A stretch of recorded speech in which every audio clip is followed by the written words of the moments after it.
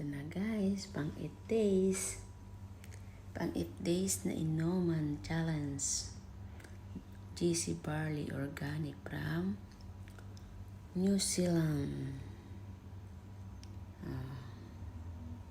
Diba? Fresh ang dating. Ano na ito guys? Pang 8 days na. Uminom ako before eat breakfast. Kasi kailangan ano yung taba. Matunaw ang taba. Pero pag payat ka pala, kailangan mo kumain muna bago uminom nito. Tapos yung capsule, ganun din. Kumain ka muna bago uminom. Pero pag may PATS ka, kailangan before eat, uminom ka na nito at uminom ka ng capsule.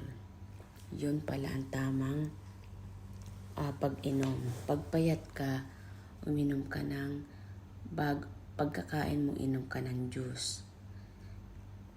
Ganon. Tapos pag capsule naman, before sleep ka, saka kainom ng capsule. Organic barley. Diba? It's nice. For health, high blood, sugar, and pwede pala din sa akin to kasi may mayoma ako. Kaya talagang pupush ko to, guys. Push ko talaga to.